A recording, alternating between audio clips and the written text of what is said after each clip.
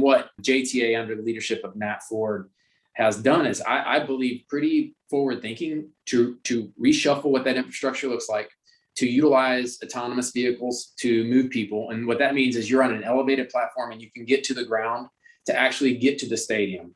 And then that can take you back to Avondale or to San Marco, where people actually live.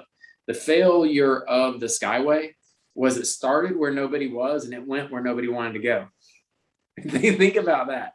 I mean, it's not going, you're not going to have success in a situation like that. So if you could actually use that infrastructure to go where people are and take them where they want to go, that's where you're going to see a lot of success there. And the city has just passed a gas extension that would pay for a lot of that and a lot of infrastructure projects coming down the pipe. So that is on track. And I think the technology is coming into place to where we'll be able to utilize that. Who would have thought of Jacksonville being a leader in autonomous vehicles? I definitely did not think about Jacksonville as a leader in autonomous vehicles prior to talking to Nat. You know, we had him on the show about a year ago as well. And I never knew that we weren't solving the problem for today. We're solving the problem for 5 years, 10 years down the road. And these autonomous vehicles are just like your iPhone that are going to update every time the new technology comes out. And I just think that we're not talking Teslas running around. I mean, that I know that technology is a little bit different on the highway. What we're talking about is almost a shuttle that is in a closed loop circle that like on a campus situation where it drop you off at the main hall or to the commissary and, move you around from dorm to dorm.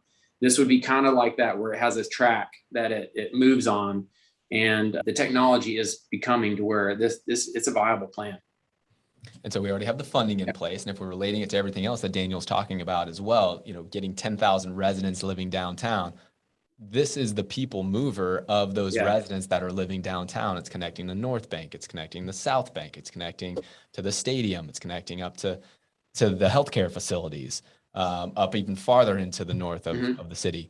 I mean, and these are the things these aren't just random ideas. These are already, of course, vetted out, and then elements of them are already funded.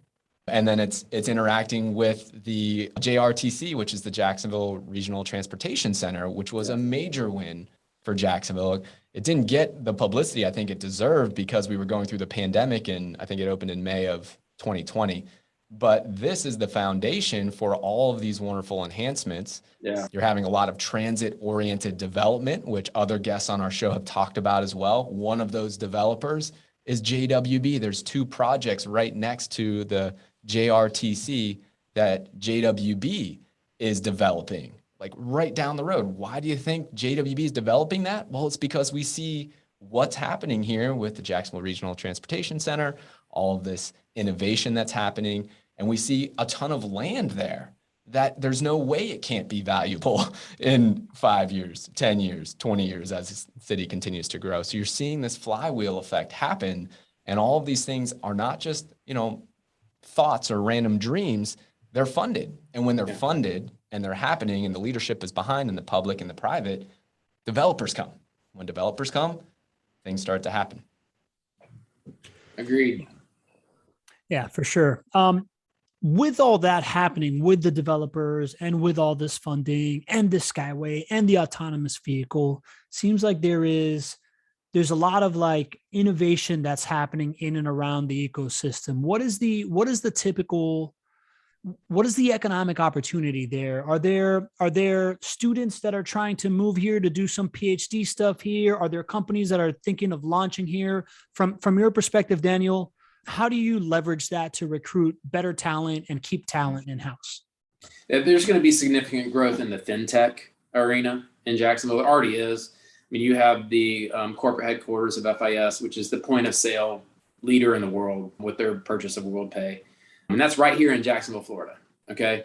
And so that attracts a ton of talent because people want to be around that. The innovators that serve the point of sale want to be a part of that. They want to be close to FIS. We just landed Dun & Bradstreet a couple months ago, their corporate headquarters relocation from New Jersey to Jacksonville. One of the most storied historical companies in the country moved to Jacksonville. And there's a reason, because you're seeing this growth of this financial technology and financial services world in Jacksonville with Deutsche Bank and SoFi moving their East Coast headquarters here. I mean, all of the companies that FNF, Black Knight, FIS, now you've got Dun & Bradstreet. It is becoming that arena that's going to attract even more of that technology. And so it's pretty cool. Abraham Lincoln worked for Dun & Bradstreet. I mean, think about that. No way. Yeah. Wow. And they relocated to Jacksonville, Florida. And there's a reason they're doing that. And I think a major part of that is chasing talent. So hopefully we continue to see that arena grow. Our healthcare is by far, I mean, where else do you have a Mayo and MD Anderson, UF Health, the proton beam therapy all in one location? I mean, it really is pretty incredible. There's only a couple places on the planet that have the healthcare that we have. And so that's drawing more people. And on the Mayo campus, they have a innovators accelerator for all the companies that may be healthcare related. And that's going to attract even more of those companies that innovate and create that next billion-dollar business. So pretty cool stuff. That is cool stuff. Go ahead, G. You talked about those business incubators there in the healthcare sphere. I'd love to talk a little bit more about what you guys are up to. I think it's called Innovation Hub, if I'm correct.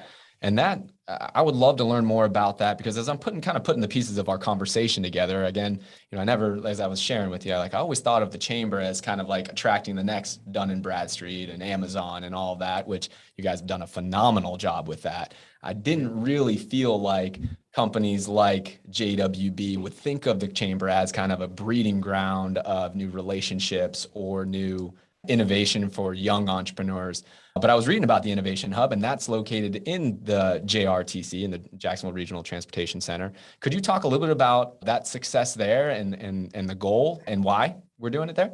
Sure. One, Nat Ford has been a great partner. JTA has been a great partner with the chamber.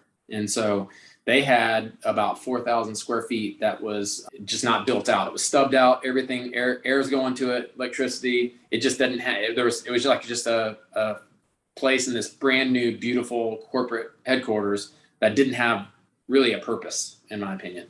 And so when we saw that, we really felt like that was a great opportunity for us to ask about a partnership with JTA on that. And we've asked partners like WW Gay, Miller Electric, Alden White, Purdue Office Furniture is going to be a partner with us to help us make this cool place like so forward thinking. Everybody's going to want to be a part of that process.